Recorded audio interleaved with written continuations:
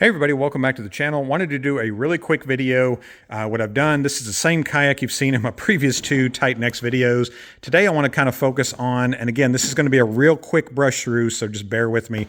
I've got a Newport NK300 motor attached to the back of this kayak, just to kind of show you how easy it is, what kind of routes you can go.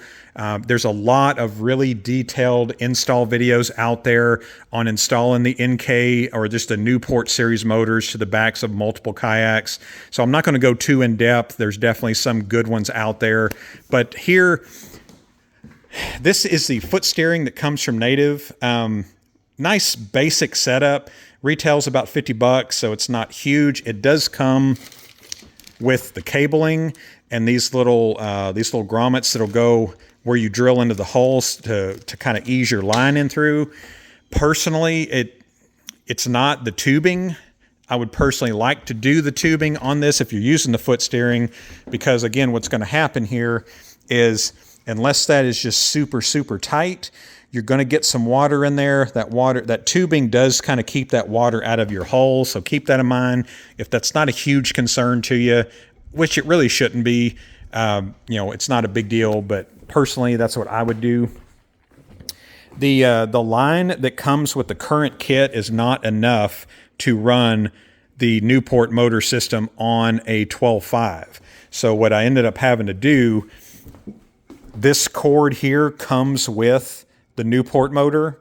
It's a metal cable and it's coated in kind of a slicker insulation, if you will. Again, this is going to drill right through here. It's going to run under the hull. You've got in-hull access to that battery box right here, so it's going to be really easy to route that wiring. And then it's going to come out right in here, so it'll go straight to this foot steering, which you see the loop, this little hole here. This will need to be cut. There's plenty of wiring that comes with it, so you can cut it like this. Again, cut it to size. The Newport motor comes with additional these metal crimps, which are really nice. But again, you'll just loop this into here, figure out the length that you want it. Again, the best place to be when it's straight is to be a little bit toward the middle, so it gives you, if you want to turn right, turn left. So if you got it in the straight, like I've got it there, good rule of thumb is to go around the middle of the track there on both sides. So really nice, but again, just my experience from the 12.5, you're going to want to use the cabling that comes with the motor versus the cable that comes with the foot pegs. It'll probably work. The foot steering cables will probably work with the 10.5, I'm assuming. Those aren't available yet. They'll be coming out soon, the 10.5 TitanX. But on the 12.5, it's a good foot short, so keep that in mind there. The reverse lock, which you see here, what that's meant to do is when you go in reverse, that lock will keep the motor from kicking up when you're changing direction. I ran these through the YakAttack Vertical Tie Dwns, which you see right here, and then up here. So again, I don't clip the cables for floor displays, because again, someone can come in here, want this kayak, and not care about having the motor set up on there, so I can just take it off real quick. But this here, it allows you to pull it from your seat.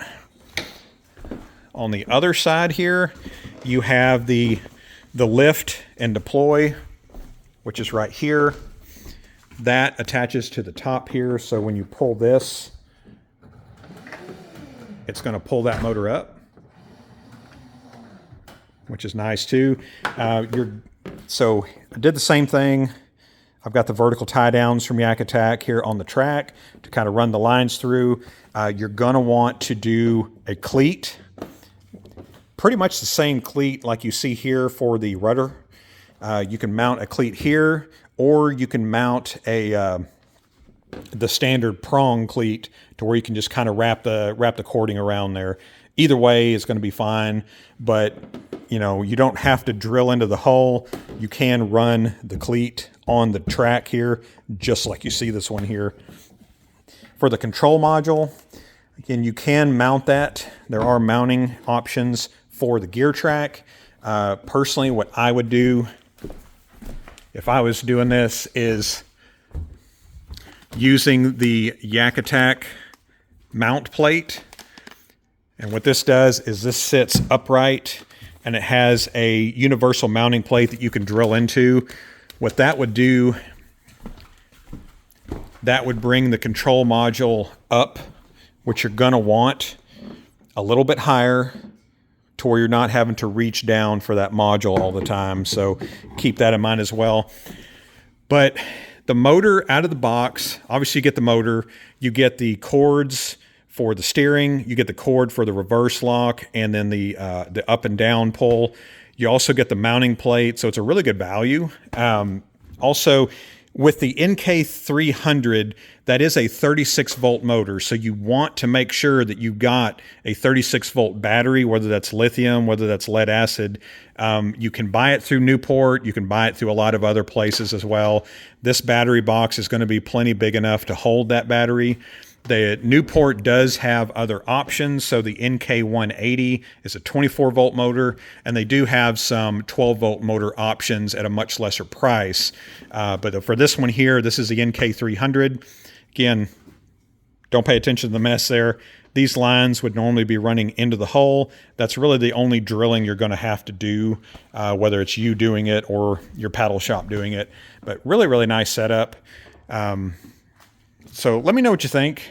If you have any questions, I know I kind of breezed through this really quickly, but just kind of wanted to show you really, one, what this looks like, and two, how simple of an install this is.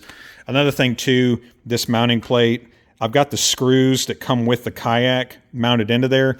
They're pretty short. You may want to invest in a little bit of a longer bolt at your local hardware store to go in there. You don't want to go too long, obviously, but it'll allow you to kind of have a little bit more threading going through there. And to kind of give you a look at the motor, you can adjust the depth that this sit at with these collars. You've got a little bit of like a little tracking sleeve here to help with your tracking, and then you've got this really, really nice motor setup. Obviously, another thing too is if you do hit something, this will kick up. And if you know you're going to be in some shallows, you can adjust. This little rod goes through there, will help. You know, if you wanted to run this a little bit shallower, you can do that. But really, really nice. Really simple design. I like what you get out of the box. You've got your cabling and everything. You even have your battery cable that comes with this as well. You just don't have the battery, obviously, but it's not a bunch of different pieces that you're having to buy. I know the XI3, that is kind of one thing, as you're going to need to buy the through-hole wiring kit. You're going to need to buy the plates. This comes pretty much, you know, out of the box, ready to hook to a battery and ready to go. So I definitely like that. I'll put the prices down in the description of the different Newport motor series as of right now. And if you got any questions, let me know down in the comments. If you have any experience with Newport, let me know. Good, simple setup, and I also like the different price options. Not everybody needs a huge, huge 36 volt motor. They have other options as well at different price points. But anyways, guys, thanks for watching. Hope to see you in the comments with any questions. And then if I don't have the answer, I'll definitely get them for you. But without further ado, I'll see you on the next one.